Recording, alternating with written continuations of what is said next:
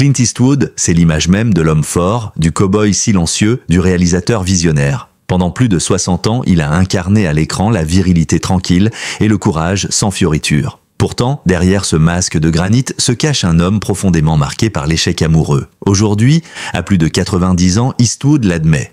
Ses relations n'ont jamais résisté à la tempête de son tempérament, ni à l'exigence absolue qu'il se fixait dans la vie et dans l'art. Les débuts de Clint Eastwood dans les années 1950 furent modestes.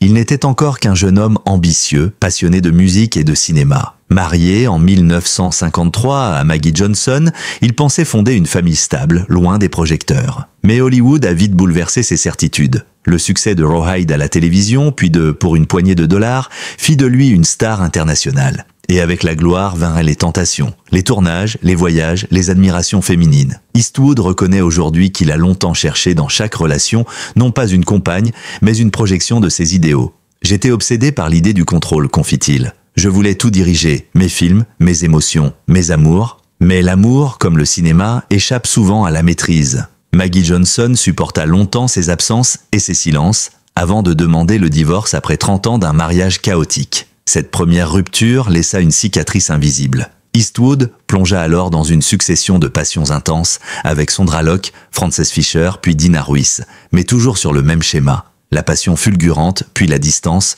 puis l'amertume. Sondra Locke, sa compagne durant plus d'une décennie, l'accusa d'avoir manipulé sa carrière et trahi leur amour. Frances Fisher, mère de sa fille Francesca, racontera plus tard que Clint n'était heureux que lorsqu'il tournait. Ce qui frappe dans ces témoignages, c'est la constance du paradoxe Eastwood. Un homme d'une grande sensibilité artistique, mais incapable d'exprimer ses sentiments autrement que par le travail. Le réalisateur de Gran Torino ou $1 Million Baby n'a cessé de mettre en scène la solitude masculine, le poids du regret, la fuite du temps, comme si chaque film était une confession déguisée. Dans ses rares confidences publiques, Clint Eastwood reconnaît désormais qu'il n'a jamais su aimer sans peur. « J'avais toujours l'impression que l'amour me rendrait vulnérable. Alors je fuyais avant d'être blessé. » À travers ces mots, on découvre un homme qui a bâti sa légende sur l'indépendance, mais qui a payé ce mythe d'un prix intime, la solitude. Si Clint Eastwood a construit sa carrière sur des rôles d'hommes solitaires et indomptables, sa vie sentimentale reflète cette même tension entre passion et distance. Derrière l'image de l'icône du western se cachent des histoires d'amour d'une intensité rare, souvent marquées par la douleur. Chacune des femmes qu'il a aimées a représenté un miroir différent de ses contradictions.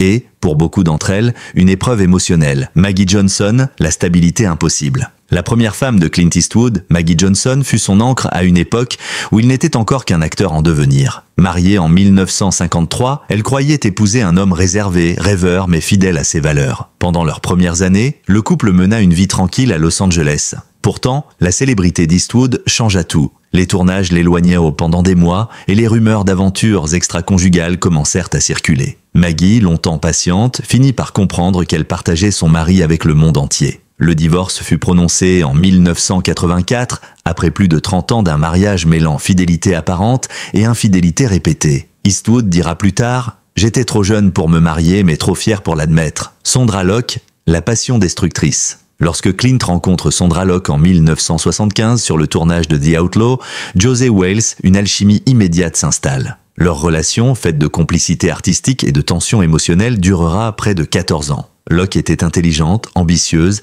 et voyait en Eastwood un mentor autant qu'un amant. Ensemble, ils formèrent un couple mythique à la fois fascinant et explosif.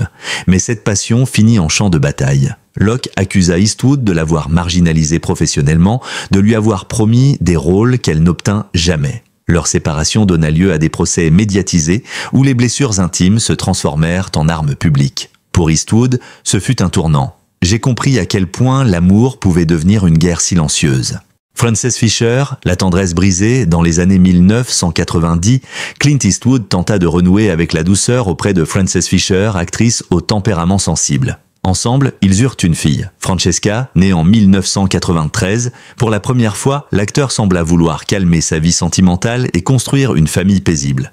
Mais l'instinct du solitaire reprit le dessus. Frances racontera plus tard qu'Eastwood ne restait jamais vraiment présent, même quand il était là. Dina Ruiz, le dernier grand amour, le mariage avec la journaliste Dina Ruiz, en 1996, fut celui de la maturité. Dina semblait comprendre la nature insaisissable de Clint, son besoin de liberté. Elle l'accompagnait sur les tournages, l'apaisait, le protégeait des excès de la célébrité. Mais avec le temps, la distance émotionnelle s'installa de nouveau. En 2013, ils se séparèrent, marquant la fin d'un cycle. Chacune de ces relations laisse entrevoir la même tragédie. Clint Eastwood est un homme fait pour aimer, mais incapable de rester. Un artiste obsédé par la création, pour qui l'amour représente une forme de dépendance inacceptable. Ses partenaires l'ont toutes aimé pour sa force, mais l'ont quitté à cause de son silence.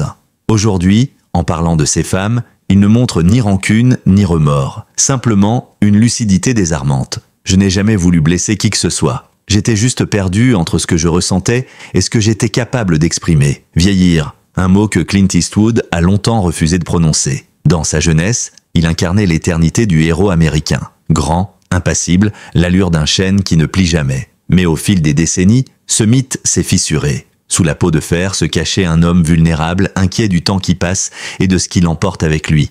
La passion, la fougue, l'illusion du contrôle. Cette peur du vieillissement, et surtout celle d'être dépossédé de soi, explique en grande partie pourquoi Clint Eastwood n'a jamais su aimer sans se dérober. La jeunesse comme refuge mental, dans les années 1970 et 1980, au sommet de sa carrière, Eastwood vivait entouré de succès, de femmes, d'admirateurs. Il avait tout, mais rien ne semblait suffire. Plusieurs témoins proches affirment qu'il détestait les anniversaires, les fêtes, les bilans. Clint n'a jamais accepté l'idée du temps qui passe, confie un de ses anciens collaborateurs. Il tournait pour échapper à la lenteur, à l'immobilité, à la mort symbolique que représente l'âge. Le cinéma fut son rempart. En filmant la violence, la vengeance, la rédemption, Eastwood combattait sa propre peur de disparaître. Dans Impitoyable, 1992, il revisite le mythe du cow-boy vieillissant, incapable d'échapper à son passé. C'est sans doute l'un de ses films les plus autobiographiques. Ce n'est pas un hasard si le personnage principal, William Munny, est tenté par la mort et le souvenir de ses fautes. Derrière les dialogues sobres, tout y parle de culpabilité, de solitude, de la fatigue d'aimer sans savoir comment le faire. Eastwood n'a jamais voulu être prisonnier de l'image du héros. Pourtant, il en est devenu l'otage. L'homme public devait rester fort, viril, maître de lui-même, tandis que l'homme privé se sentait petit à petit étouffé par cette carapace. Sa peur du vieillissement était moins physique que symbolique. Il craignait que l'âge lui enlève son autorité sur sa propre légende. Le rapport au temps et à la mort, dans de nombreuses interviews récentes, le cinéaste reconnaît qu'il a passé une bonne partie de sa vie à fuir la mort en filmant la vie. C'est une phrase qu'il a dite presque en riant, mais qui résume toute sa philosophie. Eastwood a toujours perçu le temps comme un ennemi à dompter. Dès qu'il sentait un attachement trop fort, un amour trop exigeant, il s'enfuyait comme pour reprendre le contrôle de ce que le temps allait inévitablement lui arracher. Ces ruptures, souvent brutales, étaient une manière de dire « je préfère partir avant d'être quitté ». Dans l'esprit d'Eastwood, l'amour était lié à la perte, il savait qu'aimer signifiait à vieillir à deux, affronter le déclin, voir l'autre changer, et cela lui était insupportable. L'un de ses amis proches, le compositeur Lalo Schifrin, a confié un jour « Clint a peur de l'adieu. Pour lui, toute relation est une promesse de séparation. Alors il choisit de partir avant que la douleur ne s'installe. » Cette phrase résume le cœur même de la tragédie eastwoodienne. Et c'est ce drame intime qui alimente ses chefs-d'œuvre. Dans Sur la route de Madison, 1995, il met en scène une histoire d'amour tardive, fragile, entre deux êtres que tout sépare. Le film fut perçu comme une confession déguisée. Eastwood y incarne Robert Kincaid, photographe solitaire qui vit une passion impossible avec Francesca, interprétée par Meryl Streep. À travers ce rôle, il semble se pardonner d'avoir fui tant de fois. Lors d'une interview, il expliquera « Quand j'ai tourné sur la route de Madison, je pensais à toutes les choses que je n'avais pas dites, à toutes les personnes que je n'avais pas su retenir. Ce film, c'est une lettre d'excuse. » Cette phrase bouleverse, car elle montre un homme conscient de ses limites émotionnelles. Il a compris trop tard que l'amour ne se contrôle pas, qu'il se vit, qu'il s'éprouve dans sa fragilité. Le paradoxe du créateur, le succès d'Eastwood, tient justement à ce paradoxe. Un homme qui met en scène la vulnérabilité masculine, mais qui la fuit dans sa propre vie. Il filme des personnages brisés, rongés par le regret, mais ne s'autorise jamais à vivre ce regret pleinement. Il trouve dans la création artistique un exutoire à ce qu'il ne peut exprimer autrement. « Je n'ai jamais eu besoin de psychanalyste, j'ai eu une caméra », a-t-il plaisanté. Pourtant, chaque film semble une séance de thérapie inachevée. Dans Gran Torino, 2008, il incarne un vétéran raciste et solitaire qui finit par se sacrifier pour sauver une famille qu'il méprisait au départ. C'est un film sur la transmission, le pardon, la fin du cycle. Un film de vieillard lucide mais toujours debout. Eastwood y parle de lui sans se nommer. Son personnage, Walt Kowalski, apprend à aimer trop tard, comme s'il résumait tout un parcours, celui d'un homme qui a enfin compris, au crépuscule de sa vie, ce que signifiait vraiment le mot « partager ». Mais même dans ce geste de rédemption cinématographique, la solitude demeure. Eastwood reste fidèle à sa nature. Il préfère filmer la tendresse que la vivre. C'est là que réside sa tragédie et paradoxalement sa grandeur. La fuite du bonheur. Pourquoi les histoires d'amour d'Eastwood se sont-elles toujours terminées dans l'amertume? Parce qu'il a toujours fui le bonheur par peur de le perdre. Le bonheur pour lui n'était pas un état stable, mais une parenthèse fragile, presque menaçante. Dina Ruiz, sa dernière épouse, confia un jour « Clint n'était jamais plus heureux que quand il travaillait. Quand il s'arrêtait, il se perdait. Il détestait le vide, et c'est dans ce vide que s'insinuait sa peur la plus profonde, celle d'être inutile, d'être oublié. » Eastwood, comme beaucoup d'artistes de sa génération, associait la valeur de son existence à la productivité. Il a tourné jusqu'à plus de 90 ans, refusant obstinément la retraite. Lorsqu'un journaliste lui demanda pourquoi il continuait, il répondit « Parce que chaque matin je me lève et je ne laisse pas le vieil homme entrer ». Cette phrase est devenue célèbre, presque proverbiale, mais elle révèle une vérité douloureuse. Clint Eastwood n'a jamais cessé de lutter contre lui-même. Vieillir signifiait pour lui baisser la garde, reconnaître ses failles et peut-être se réconcilier avec l'amour. Or, il n'a jamais su le faire complètement. Le reflet dans ses enfants.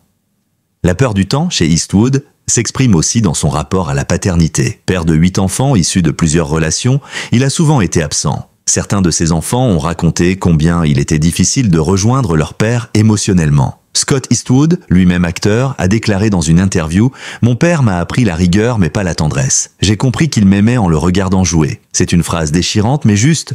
Clint Eastwood n'exprime son amour qu'à travers ses personnages. Là où les mots manquent, la fiction prend le relais. Ses enfants, comme ses compagnes, ont appris à l'aimer à travers son œuvre. Et peut-être est-ce là le prix à payer pour une existence vécue sous le signe de la création. Eastwood a préféré immortaliser ses émotions plutôt que de les vivre. Il a échangé la chaleur du quotidien contre la gloire éternelle. Le vieil homme et la mère du temps aujourd'hui, à 94 ans, Clint Eastwood continue de tourner, de produire, de rêver. Il vit seul dans son ranch de Carmel, entouré de souvenirs et de scénarios. Les rares visiteurs décrivent un homme calme, toujours lucide, souvent ironique, mais profondément mélancolique. Il parle peu du passé, encore moins de ses amours.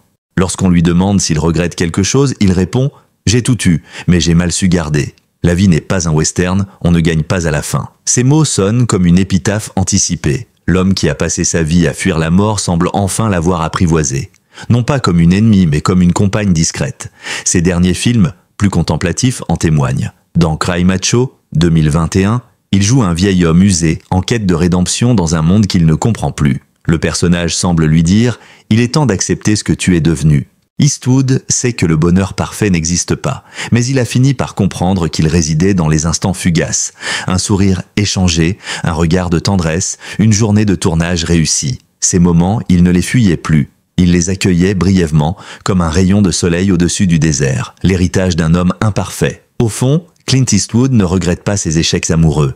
Il les considère comme partie intégrante de sa légende. Chaque femme aimée, chaque rupture, chaque solitude a nourri son art. Il a transformé ses manques en matière première pour des films d'une humanité bouleversante. Il incarne aujourd'hui la dernière figure d'un Hollywood révolu, celui des héros fatigués, des hommes de peu de mots mais de grandes blessures. Son visage, marqué par le temps, raconte mieux que quiconque la fragilité derrière la force. Et s'il a échoué dans l'amour, il a réussi à aimer à travers son œuvre. Un amour universel, sincère, adressé à ses personnages, à ses spectateurs, à la vie elle-même. Dans la vie de Clint Eastwood, le cinéma n'a jamais été un simple métier. C'était une confession permanente, une forme de rédemption. Depuis ses débuts, chaque film tourné, chaque personnage incarné, semble lui avoir permis de réparer quelque chose d'invisible, de se pardonner sans jamais le dire. Là où les mots échouaient, l'image prenait le relais. Et c'est peut-être grâce à cette alchimie entre art et douleur que Clint Eastwood a bâti l'une des carrières les plus fascinantes de l'histoire du cinéma. Le cinéma comme miroir de l'âme. Pour Eastwood, la caméra n'était pas un outil technique mais un prolongement de sa conscience. Il a souvent confié que le tournage d'un film lui servait de boussole morale. Quand il se sentait perdu dans sa vie personnelle, il trouvait dans la création la seule manière d'avancer. Tourner, disait-il, c'est la seule façon que j'ai trouvé de comprendre ce que je ressens. Dès les années 1970, cette dimension introspective apparaît dans ses choix de rôle. Le flic Harry Callahan, héros de Dirty Harry, n'est pas qu'un policier brutal. Il incarne la part sombre d'Eastwood, son besoin de justice absolue, sa méfiance envers les émotions. L'homme agit, ne parle pas, punit au lieu de pardonner, tout comme Eastwood dans sa vie intime. Ce personnage l'a propulsé au rang d'icône, mais il a aussi enfermé l'acteur dans une carapace morale presque inhumaine. C'est justement pour briser cette image qu'Eastwood s'est mis à réaliser. Derrière la caméra, il a pu exprimer ce que ses personnages taisaient. Le doute, la tendresse, le remords. À travers ses films, il s'est construit une seconde existence, plus sincère, plus vulnérable. L'art du silence et du non-dit. Ce qui distingue Clint Eastwood des autres réalisateurs, c'est sa pudeur émotionnelle. Dans ses films, on ne crie pas, on murmure. Les sentiments ne s'exposent pas frontalement, ils se devinent dans les regards, les silences, les gestes. Cette économie de mots est sa signature. Elle reflète parfaitement l'homme qu'il est. Discret, pudique, mais d'une profondeur bouleversante. Prenons Sur la route de Madison. Beaucoup l'ont vu comme une simple histoire d'amour contrarié.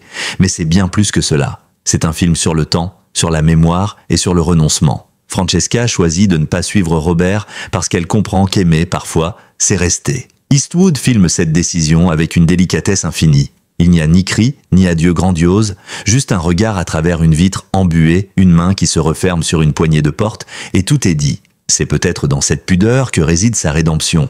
En apprenant à montrer sans dire, Eastwood a appris à aimer sans détruire. Ses films deviennent alors des prières silencieuses, adressées à celle qu'il a blessée, à la vie qu'il a trop souvent malmenée. Les fantômes de la culpabilité, la notion de faute traverse toute l'œuvre d'Eastwood.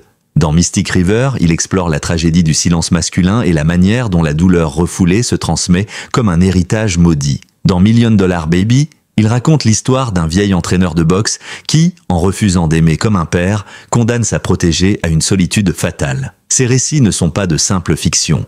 Ils sont la transposition poétique de son propre sentiment de culpabilité. Chaque film semble répondre au précédent, comme si Eastwood se jugeait lui-même à travers ses personnages. Il s'interroge, ai-je été trop dur? Ai-je su aimer? Ai-je su écouter? Cette quête intérieure, il ne l'a jamais dissimulée. Elle est au cœur de son cinéma. Dans Gran Torino, le personnage de Walt Kowalski, vieil homme, bougon et raciste, se sacrifie pour sauver un adolescent d'origine asiatique. Ce geste rédempteur, d'une force symbolique immense, clôt une trajectoire de haine et de peur. Eastwood signe ici une véritable confession spirituelle. Après une vie à fuir, son héros choisit de mourir pour offrir la paix. C'est comme si Eastwood, lui-même, à travers cette fiction, pardonnait à l'homme qu'il a été. Le besoin de contrôle, encore et toujours, malgré cette dimension introspective, la relation d'Eastwood avec le cinéma reste paradoxale. C'est à la fois sa libération et sa prison. Sur les plateaux, il est un maître absolu. Il tourne vite, sans cris, sans répétitions inutiles. Son style est dépouillé, presque zen. Il déteste les compromis, refuse la vanité des effets spectaculaires. Mais derrière cette sérénité apparente, il y a encore la vieille peur du chaos, la même qui a gâché ses amours. Eastwood contrôle tout, parce qu'il redoute l'imprévu. Dans sa vie, l'émotion lui échappait. Dans ses films, elle obéit à son regard. Il ne supporte pas l'idée d'un plan raté, d'une scène mal jouée. C'est comme s'il tentait de maîtriser, par la perfection artistique, le désordre de l'existence. Ses collaborateurs racontent qu'il tournait parfois des scènes d'amour avec une froideur étonnante. Clint ne disait presque rien, se souvient Meryl Streep. Mais quand il vous regardait à travers la caméra, on sentait tout. La peur, la tendresse, la nostalgie. C'est précisément cette tension entre distance et intensité qui donne à son cinéma une émotion unique, le pardon comme destination. La rédemption d'Eastwood passe par la reconnaissance de sa fragilité. À partir des années 2000, il adopte un ton plus méditatif, presque spirituel. Ses films ne glorifient plus la violence, ils célèbrent la sagesse et la paix intérieure. Dans Invictus, il raconte comment Nelson Mandela a transformé la rancune en force morale. Dans Hereafter, il aborde la mort avec une douceur inédite, comme une continuation de la vie. À travers ces histoires, on sent un apaisement nouveau. Eastwood ne cherche plus à dominer, mais à comprendre. Il filme la vieillesse avec bienveillance, la mort sans effroi. Ses personnages ne fuient plus le bonheur, ils l'acceptent, même s'il était fugace. Dans une rare interview donnée à Esquire, il a confié « J'ai passé ma vie à vouloir corriger mes erreurs, puis j'ai compris qu'elles faisaient partie de moi. Ce n'est pas l'amour que j'ai raté, c'est le temps que j'ai perdu à avoir peur. » Ces mots, d'une simplicité bouleversante, résument toute sa trajectoire. Eastwood a cherché le salut non pas dans la religion ni dans la thérapie, mais dans le regard des spectateurs. Chaque film était une confession collective, une manière de dire « Je ne suis qu'un homme et c'est déjà beaucoup ». Le crépuscule d'un géant, aujourd'hui, lorsqu'il tourne, Clint Eastwood le fait avec une lenteur nouvelle. Il n'a plus besoin de prouver quoi que ce soit. Il ne cherche plus à être le plus fort, mais à être juste. Ses derniers films ont la sérénité d'un testament artistique. Cri Macho, sorti en 2021, en est l'exemple parfait. Le héros, un ancien champion déchu, traverse le Mexique pour ramener un adolescent à son père. Au fil du voyage, il découvre la tendresse, la sagesse, la réconciliation. Ce n'est plus un film sur la gloire, mais sur la transmission. Le vieux cow-boy n'a plus peur de montrer son cœur. Beaucoup ont vu dans ce film le reflet du propre cheminement d'Eastwood. Après une vie passée à fuir l'amour, il semble enfin l'avoir trouvé, non pas dans une femme, mais dans la paix de l'âme. L'empreinte laissée sur le monde, la rédemption de Clint Eastwood dépasse sa personne, elle touche des millions de spectateurs qui, à travers ses films, ont trouvé une leçon d'humanité. Il nous a appris que la force véritable ne réside pas dans les armes, mais dans la capacité à se regarder en face. Ces films parlent à ceux qui ont aimé maladroitement, qui ont perdu, qui se sont trompés. Ils rappellent que le pardon n'est pas une faiblesse, mais un acte de courage. Dans ce sens, Eastwood est devenu bien plus qu'un réalisateur, un guide moral, un témoin du temps, un poète du silence. Et si son cœur est resté indompté, il a offert au monde une vérité universelle, celle d'un homme qui, malgré ses fautes, a cherché la lumière jusqu'à la fin. À 94 ans, Clint Eastwood n'a plus besoin de prouver quoi que ce soit. Il n'est plus seulement un acteur, un réalisateur ou un monument du cinéma américain. Il est devenu une figure mythologique, l'incarnation même de la persévérance et de la lucidité. Mais derrière cette légende se cache encore un homme, un être de chair, de doute et de regret, qui, après une vie de conquêtes et de fuites, semble avoir enfin trouvé un fragile équilibre. La solitude, comme compagne fidèle, Clint Eastwood a toujours eu un rapport particulier à la solitude. Là où beaucoup y voient une souffrance, lui y a trouvé une forme de liberté. Dans son ranch de Carmel, face à l'océan Pacifique, il vit aujourd'hui dans un silence apaisé, entouré de quelques proches, de ses chevaux et de souvenirs. Ce lieu, qu'il appelle « mon refuge », résume toute sa philosophie. La vie simple, l'honnêteté du travail et la distance nécessaire face au tumulte du monde. Mais cette solitude n'est pas seulement un choix, c'est une conséquence. Elle est le prix de l'indépendance absolue qu'il a toujours revendiquée. Eastwood l'a dit lui-même. Je n'ai jamais voulu appartenir à qui que ce soit, ni qu'on m'appartienne. Mais à force de refuser les chaînes, j'ai aussi refusé les bras. Ces mots, d'une tristesse tranquille, révèlent l'essence de son parcours. Toute sa vie, il a cherché à se protéger du chagrin. Et ce faisant, il a renoncé à la tendresse continue qu'apporte la présence d'un autre. Pourtant, il ne s'en plaint pas. Au contraire, il assume ses choix avec une franchise désarmante. Si j'avais voulu vivre entouré, j'aurais dû apprendre à écouter davantage. Aujourd'hui, la solitude n'est plus pour lui une fuite, mais une compagne. Elle lui permet d'observer le monde avec la sagesse de celui qui n'a plus peur du silence. Le poids de l'héritage. Quand on évoque Clint Eastwood, on parle forcément d'un héritage colossal. Plus de 60 ans de carrière, près de 50 films réalisés, des chefs-d'œuvre inscrits dans la mémoire collective. Pourtant, Eastwood ne parle presque jamais de gloire. Il préfère parler de transmission. Il considère ses films comme des messages laissés aux générations futures, non pas pour être admirés, mais pour être compris. « Je ne veux pas qu'on m'imite, dit-il. Je veux qu'on continue à chercher la vérité. » Cette phrase résume tout. Eastwood ne voit pas le cinéma comme une industrie, mais comme un témoignage humain. Il a offert à Hollywood une autre voie, celle du minimalisme, du silence, de la profondeur morale. Dans une époque dominée par les effets spéciaux, il a rappelé que la vraie émotion naît du regard et du cœur. Son influence s'étend bien au-delà du cinéma. Il a inspiré des acteurs comme Bradley Cooper, Tom Hanks ou même Leonardo DiCaprio, qui le considèrent comme un modèle de rigueur et d'intégrité. Ses méthodes de tournage, rapides, instinctives, sans gaspillage, sont devenues une école à part entière. Mais ce qui impressionne le plus chez lui, c'est cette fidélité à soi-même. Même à 90 ans passés, Eastwood refuse de se trahir. La réconciliation avec le passé, le grand tournant des dernières années de Clint Eastwood, c'est sans doute la réconciliation avec son passé. Là où autrefois, il parlait de ses erreurs avec gêne ou colère, il en parle aujourd'hui avec douceur. Il a cessé de juger l'homme qu'il fut, préférant y voir le parcours d'un être en apprentissage constant. J'ai fait du mal sans le vouloir, mais j'ai aussi aimé sincèrement. C'est ça la vie. Une suite de maladresses et de miracles. Ce mélange d'humilité et de lucidité est typique de lui. Il n'essaie plus de se donner une image héroïque. Il ne s'excuse pas, il constate. Il regarde son passé comme on regarde un vieux film, avec tendresse, parfois avec amusement, parfois avec une larme. Il entretient aujourd'hui des relations apaisées avec la plupart de ses enfants. Francesca, sa fille, a souvent dit qu'ils avaient appris à se parler tard, mais au moment où cela comptait vraiment. Scott, de son côté, confie que l'âge a rendu son père plus léger, plus drôle, presque tendre.